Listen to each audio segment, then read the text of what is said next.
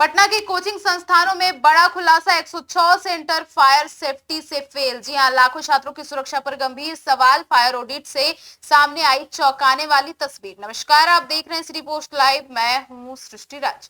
लखनऊ में हाल ही में हुए भीषण कोचिंग अग्निकांड के बाद पटना में कोचिंग संस्थानों की फायर सेफ्टी व्यवस्था की जांच शुरू की गई है। अग्निशमन विभाग के ऑडिट में कई बड़े और चर्चित कोचिंग संस्थानों में सुरक्षा मानकों की भारी अनदेखी सामने आई है। जांच के दौरान खान ग्लोबल स्टडीज, ज्ञान बिंदु GS academy, Mahindra coaching, mentors only IAS सहित कुल 106 कोचिंग संस्थान फायर सेफ्टी मानकों पर खरे नहीं उतरे हैं। जी हां, विभाग ने इन्हें नोटिस जारी कर निर्धारित समय के भीतर सुरक्षा व्यवस्था दुरुस्त करने के निर्देश भी दिए हैं। अब आपको बता दें कि ऑडिट के दौरान सबसे बड़ी समस्या यह सामने आई थी कि अधिकांश कोचिंग संस्थानों में प्रवेश और निकास का केवल एक ही रास्ता है। कई इमारतों में सीढ़ियां बेहद संकरी है और जिससे किसी आपात स्थिति में भगदड़ मचने की आशंका बढ़ जाती है। बोरिंग रोड स्थित सुकृष्णा कॉमर्स एकेडमी इसका प्रमुख उदाहरण है। अब 5 मंजिला भवन में प्रतिदिन करीब 1500 से 2000 छात्र पढ़ाई करते हैं, लेकिन पूरी बिल्डिंग से बाहर निकलने का सिर्फ एक ही रास्ता है। आसपास की सड़कें इतनी सकरी है कि दमकल वाहन का पहुंचना भी मुश्किल हो सकता है। अब इसी तरह मुसल्लापुर स्थित खान ग्लोबल स्टडीज और ज्ञान बिंदु जीएस एकेडमी जैसे बड़े संस्थानों में भी आने जाने का रास्ता तंग पाया गया है, जहां रोजाना हजारों छात्र पढ़ाई के लिए पहुंचते हैं।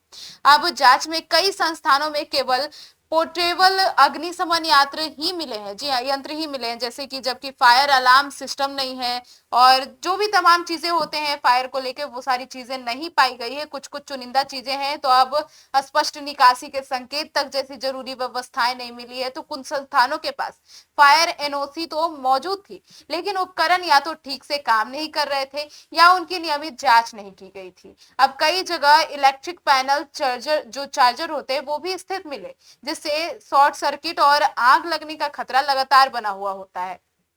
पटना में कुल लगभग 1256 कोचिंग संस्थान संचालित हो रहे हैं, जिनमें केवल 529 संस्थान पंजीकृत हैं।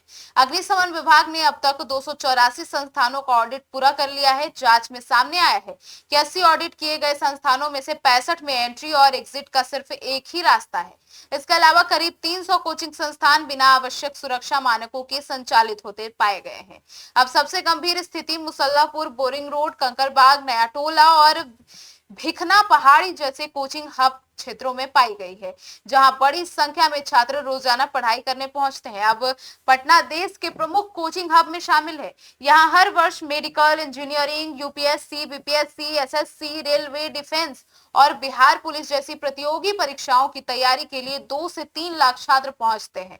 अब अनुमान है कि शहर में 10 लाख से अधिक छात्र विभिन्न कोचिंग संस्थानों से जुड़े हुए हैं। पटना का कोचिंग उद्योग करीब 15,000 करोड़ रुपए का माना जाता है और हर महीने 80 से 120 करोड़ रुपए का कारोबार होता है। इतने बड़े शिक्षा बाजार के बावजूद भी कई संस्थानों में बुनियादी सुरक्षा व्यवस्था तक नहीं होना चिंता का विषय बन गया है। अब ऑडिट के दौरान यह भी पाया गया कि कई संस्थानों के कर्मचारी फायर फाइटिंग सिस्टम चलाने का प्रशिक्षण नहीं रखते। कई जगह पे ऐसी चीजें सामने आई है जहां फायर उपकरण सही तरीके से काम ही नहीं करती, जबकि निकासी मार्ग पर कूड़ा और अन्य सामान रखा दिया गया है। आपात स्थिति में छात्रों को सुरक्षित बाहर निकालने की कोई स्पष्ट व्यवस्था भी अधिकांश जगहों पर नहीं पाई गई है। नोटिस जारी किया गया है, सुधार नहीं हुआ है। जी हाँ, अग्निशमन विभाग ने सुरक्षा मानकों का उल्लंघन करने वाले संस्थानों को नोटिस जारी कर 7 से 10 दिन के भीतर आवश्यक सुधार करने का निर्देश दिया है। अधिकारियों ने स्पष्ट किया है कि यदि निर्धारित समय में सुधार व्यवस्था दुरुस्त नहीं की गई तो संबंधित संस्थानों के खिलाफ नियमानुसार कार्यवाही करते हुए उन्हें सील भी किया जा सकता है।